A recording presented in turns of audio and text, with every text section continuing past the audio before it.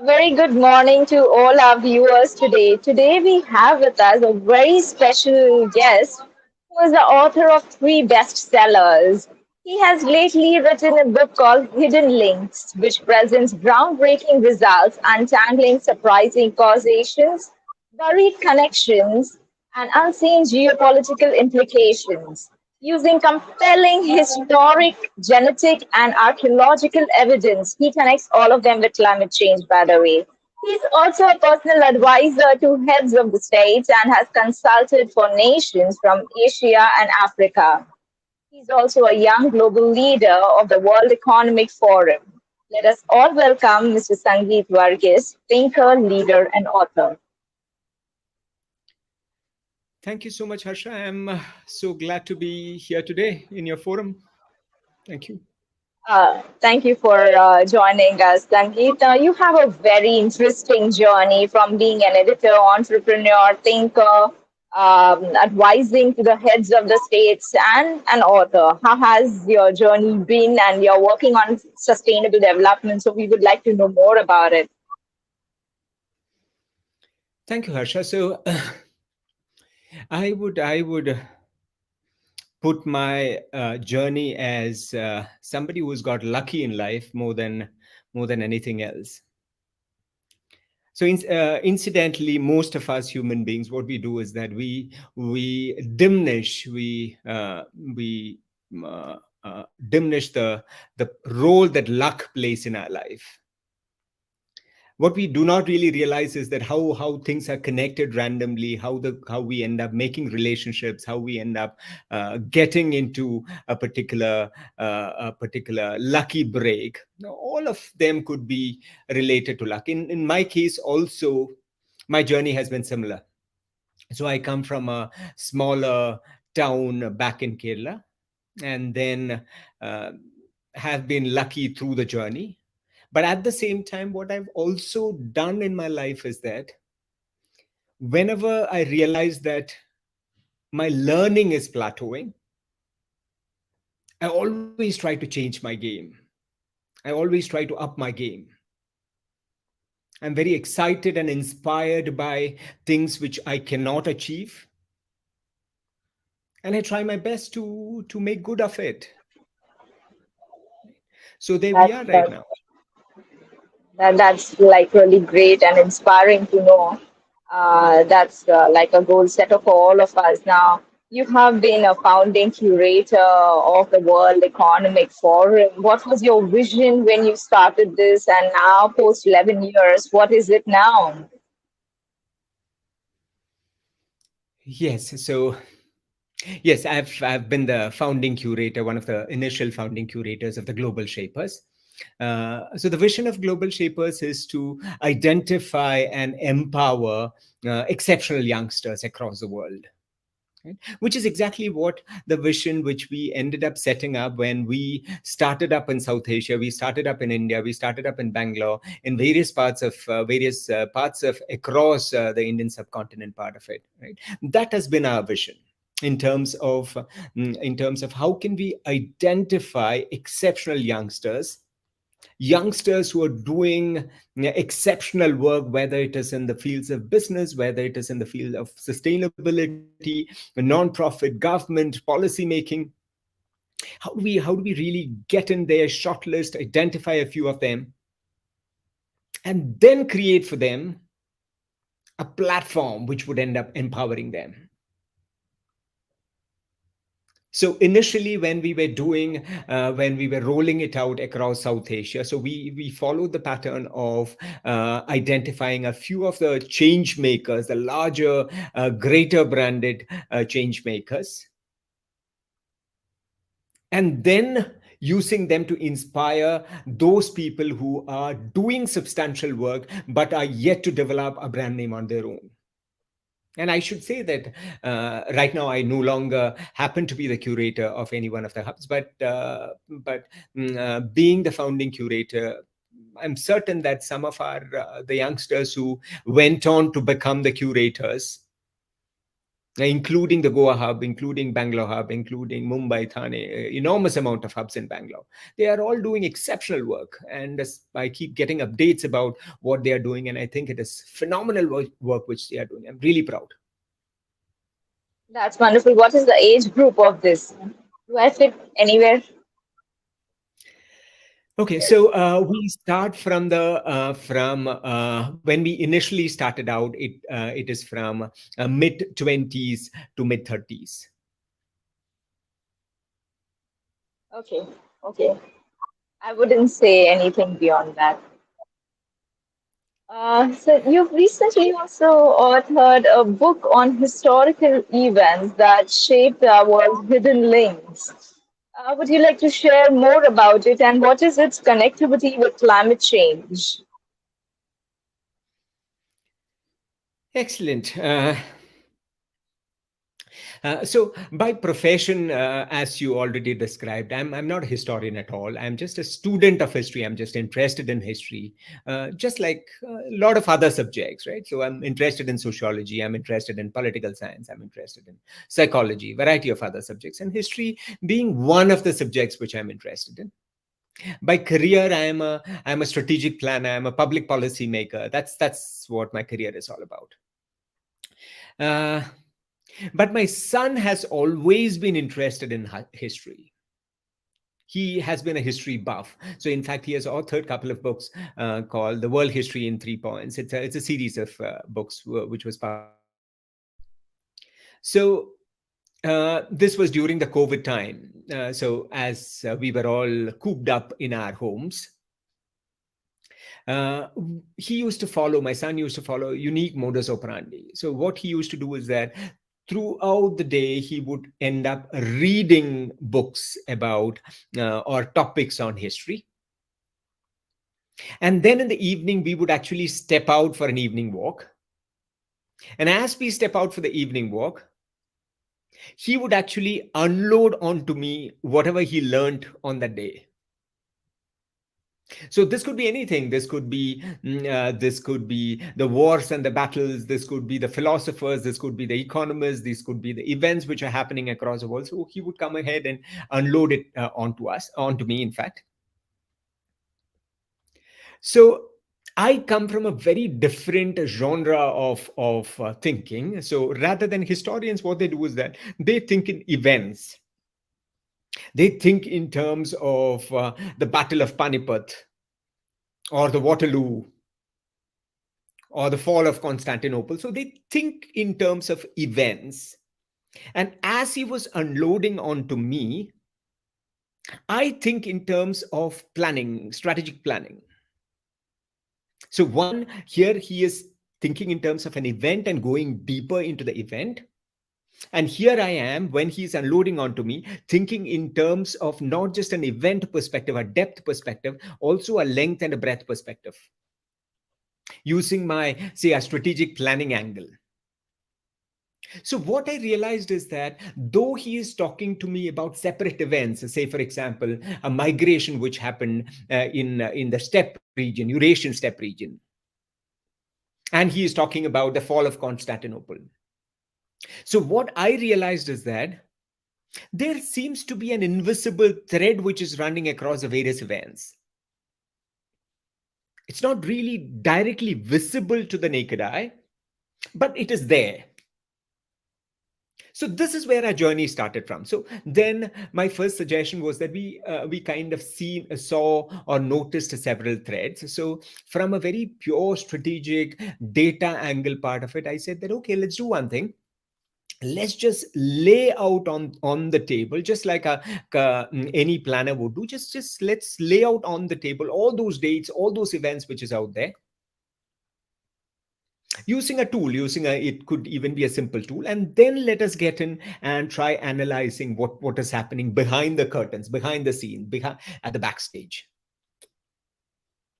This is where I started noticing magic. The minute we took our eyes off events like structure, and then we started looking at the whole, different things emerge. So, like they say, the sum of the parts is bigger than the parts itself. But in this case, it's not that bigger than the parts, the sum of the parts is completely different from the parts themselves.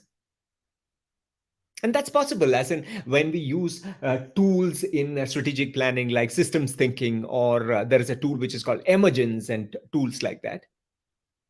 A very different set of perspectives emerge. How things which we thought are very random, how they really connect and form a bigger picture, which is very different. And I'll come to the climate change in a few moments from now. But that's one of the very critical things which have come out as far as the study is concerned. That's great. How the two minds collaborate and work on one goal. So it's really good to know that, and we would be very delighted to read more about it. Now, we often wonder where did the old civilizations go and how did they vanish? Since you mentioned about the history, uh, you've written on this. Would you like to shed some light on that? Of course, Harsha.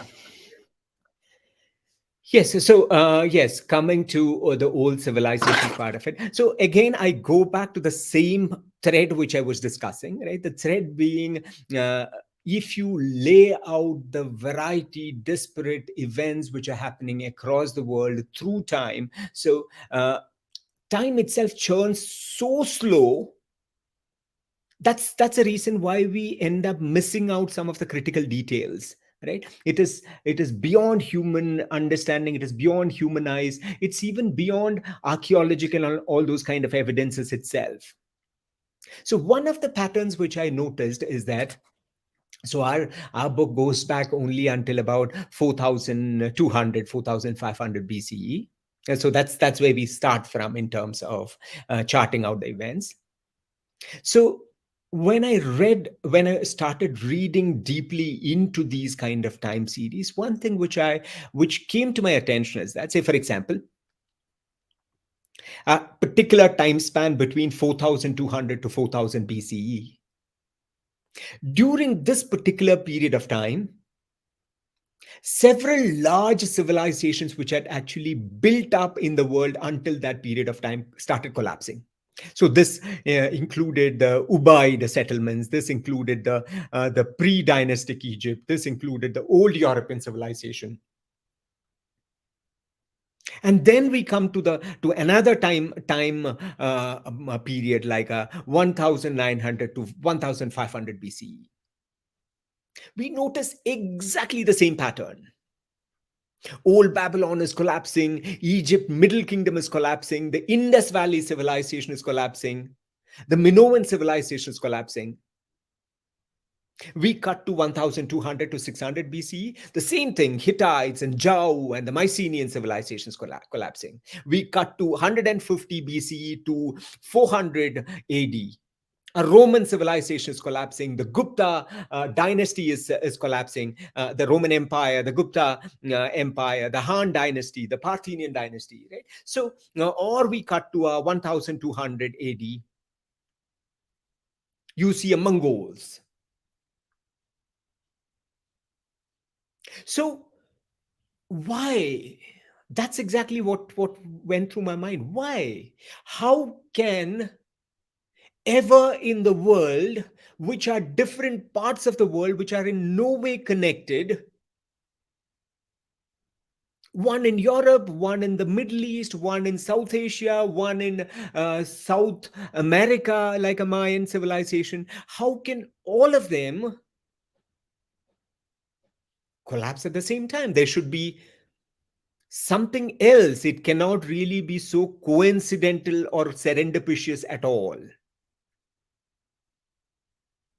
This is the first question we asked ourselves. How can world civilizations, starting from 4500 BCE, at variety of time intervals, the civilizations which built up, which became great at a particular, for throughout the centuries, some of them taking 3, 400, 500 years part of it, they build up and then they collapse all at the same time. It's like Humpty Dumpty. Everybody collapses at the same time.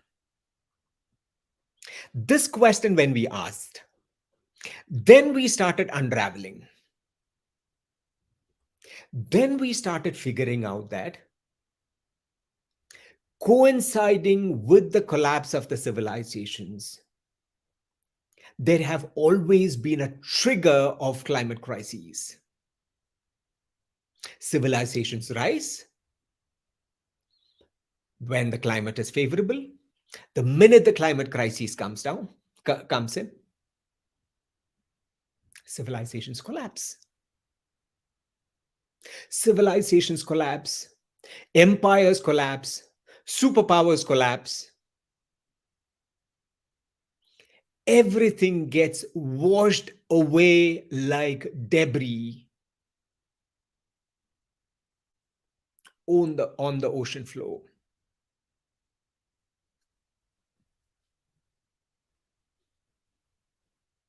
Well, it's quite frightening. How soon are we leaving?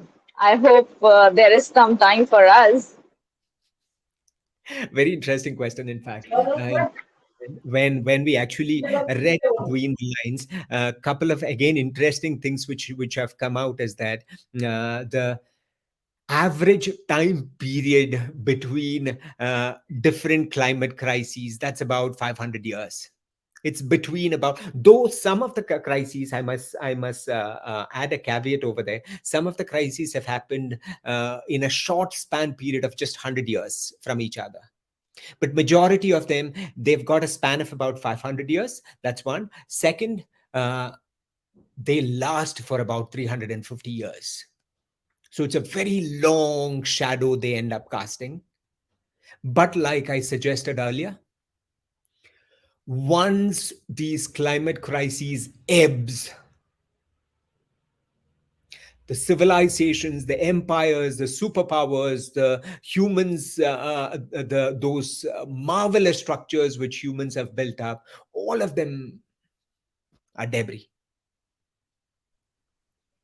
Excellent. So, well, what should I say? So the world doesn't end, only the civilizations end. And we rebuild. So we do. You know, the climate change is becoming a reality every day we live. You've also mentioned about women empowerment related to that in the chapter number 7. So, would you like to share a little more about the linkage between the two? Of course, going to. In fact, that's the superstar as far as our book is concerned, right? So, like I said, as you look into the data as such, more revelations come in, more connections come in, which we previously thought as random. So there were these few civilizations we started studying. Right? So one is the Indus Valley civilization, of course, in South Asia.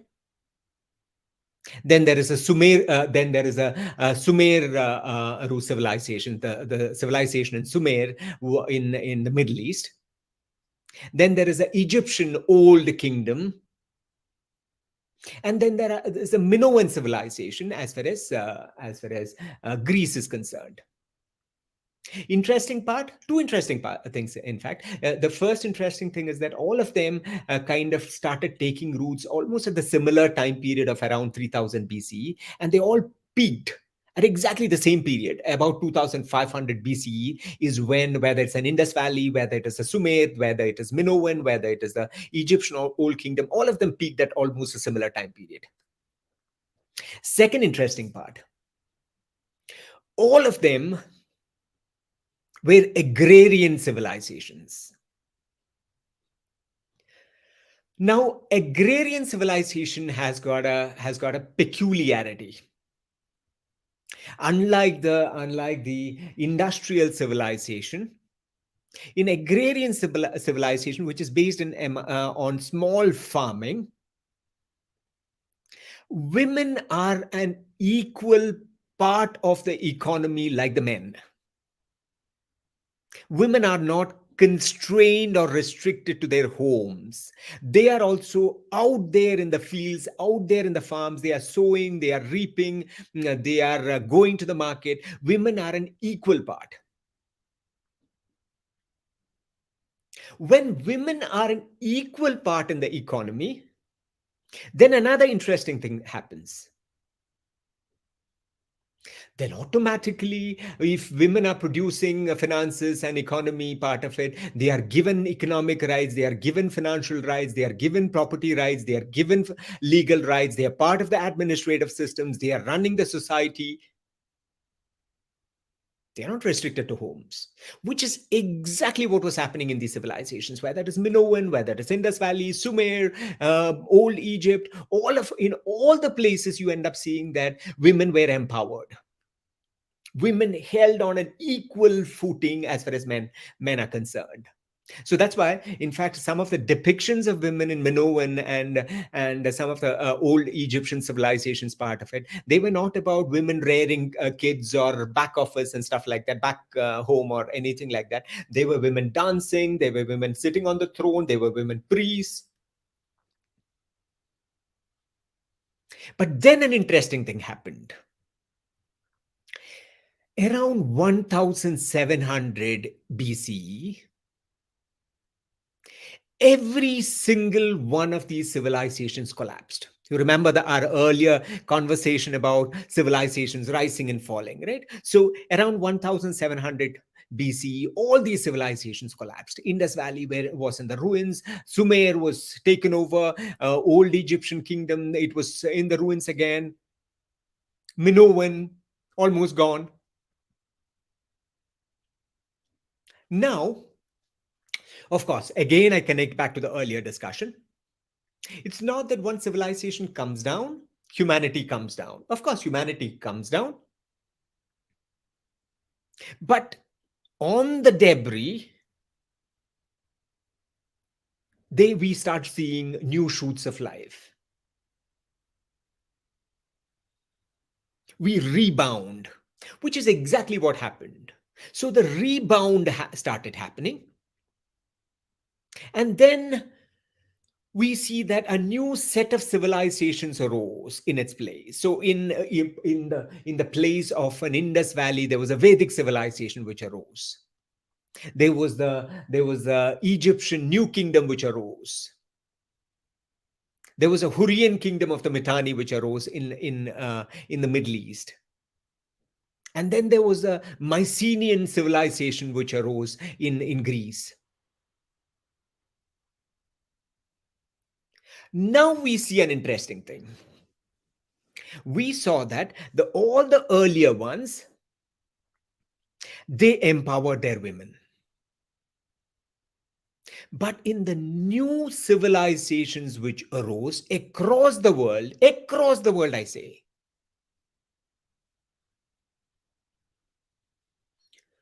there was a problem. We suddenly start seeing misogyny, oppression of women, women exclusion from the rights. They were excluded from legal rights, property rights, marriage rights. You talk about it, they were getting excluded across the societies. And this is where we started thinking. So now we ask the question to ourselves, if civilizations rose and came down and new civilizations took its place, and then there is a difference in the women's right and lack of women's right, what really happened during this particular period of time which separated the old civilizations from the new civilizations? And therein hangs a beautiful tale of what really happened during this this particular period of time. That's the mystery which we, like investigators, like detectives, unravel onto the readers. What really happened during those few hundred years? I'm really tempted to understand what really happened. But I hope I'll get to know when I read your book and when the others do that too. So now it's very interesting concept that you have. It's not concept; it's reality, which is oblivious to our eyes. And thank you for jotting those points down and connecting the links. Now, what do you intend to achieve from this book, and how do you see that the world will be shaping after knowing the hidden links?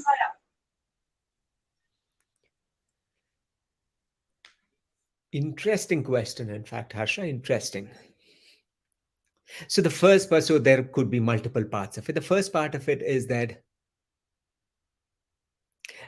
we human beings have been on the earth for a limited period of time compared to rest of the organisms part of it. We've been there, fast evolving, but for the last 300,000 years or so, right? And we have made our impact.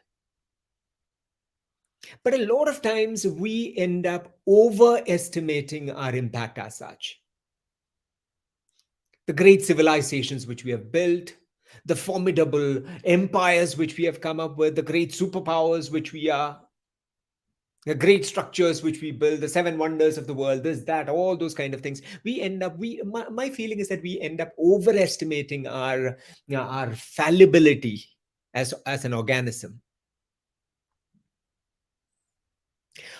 We probably, I'm not saying probably, we are definitely just a speck as far as this universe is concerned. This shall too pass. That's one of the most important lessons as far as this book is concerned. We shall too pass. We might not be as important as we make ourselves to be. Second part of it,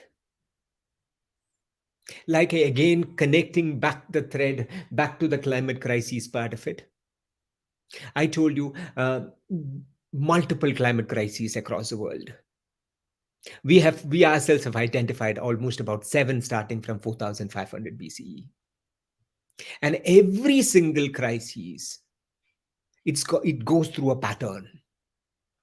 And this is the beauty of what we have found. Every single crisis go through a pattern. And that pattern is of what we call as a perfect storm.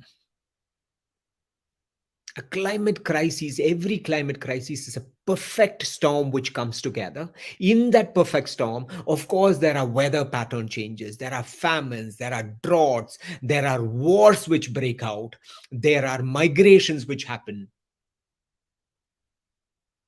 There is always a pandemic. Always there is a pandemic. So whether it is a Black Death, whether it is a Justinian plague, whether it is an Antonine plague, whether it is COVID-19, there is always a pandemic at the center of a climate crisis. And there is also always the crash of superpowers. Always. So we could always extrapolate it and figure out. I'm not saying that this crash of superpowers or whatever is going to happen in the next coming decade or 2 decades. I have no clue. But like I said, typical climate changes could last as long as 350 years, where everything everything goes away as wastelands.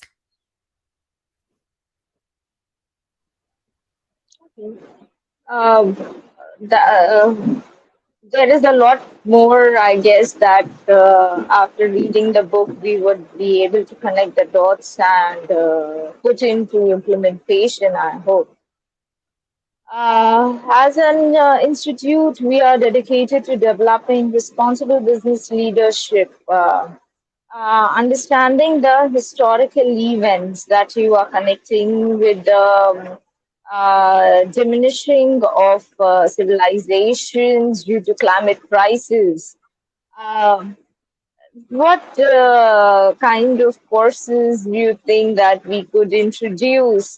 Should it be connecting with history, connecting with climate crisis, or should we be introducing something that would people would be able to implement in their companies and lives in time? So Harsha, I think you are doing an incredible work which is out there, right, in terms of developing responsible business leadership, sustainable business leadership for tomorrow. So you are already doing a credible work which is out there. So my only suggestion would be I wouldn't really talk about history as such, but there are specific subjects which a business leader talks about, right? So it could be finances, it could be accounting, it could be HR management, it is marketing management, it is business management, it is operations, which is a bit of sustainability.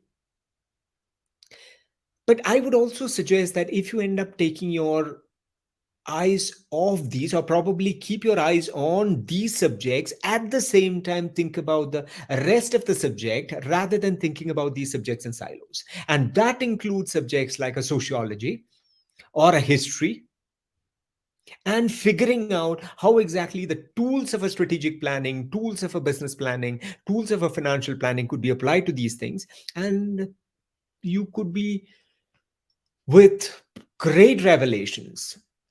The business leaders which you are talking about right now, they would be looking at it from like I said, from an event perspective, right? I need to how do I make the quarterly profit better? But the minute they realize that in about 10 quarters it's going to be a completely different game, then it's a different game, then it's a revelation for them. Then sustainability is no longer a forced thing. Then ethical leadership is no longer as I do it because it's good for my image. I do it because it needs to be done. I do it because there is nothing more important than sustainability. There is nothing more important than ethics. There is nothing more important than human cooperation. Very well said. Very well said. Thank you for bringing this to the light. Any message that you would like to give to our viewers watching right now or whom would watch the recorded sessions? Think through things. Do not take anything at the periphery. Think through things. In fact, there is a beautiful saying by one of the philosophers. The owl of Minerva, the owl of Minerva takes flight at the dusk. What it means is that the owl was always considered as the embodiment of wisdom by the ancient Romans and the Greeks. And the owl, Minerva, the goddess of wisdom, is always seen with an owl in her hand. And the philosopher says, this owl always takes flight at the dusk. When the night falls, this owl starts flying. Simply meaning, wisdom is always when we think through things, when we sleep over things, when we take it slowly, when we take it in small bites. Indeed, it's the invisible which is more powerful than the visible beings. It has been lovely talking to you and knowing about hidden links. I'm sure. Would you like to share the link where people can buy the book and actually grab a copy of yours, or if they want to contact you, how can they contact you in time? Thank you so much, Sharsha, for that. I had completely forgotten. So this is what the book is all about. It's published by Penguin. It is available in Amazon and almost all the bookstores near you. So just go to Amazon and get your copy today itself. I'm sure that you would get some interesting thoughts, interesting wisdom, interesting follow ups as after you have read the book. I'm sure. I'm sure. Thank you so much, everyone. Do check out the book Hidden Links. It sounds very interesting, and I would definitely get my copies. Thank you so much, Sangeet. It was lovely knowing about the work that you've done in your past and what you envision for the tomorrow. We wish you all the best and take good care. Have a lovely week. Thank you so much, Asha. I really enjoyed talking to you.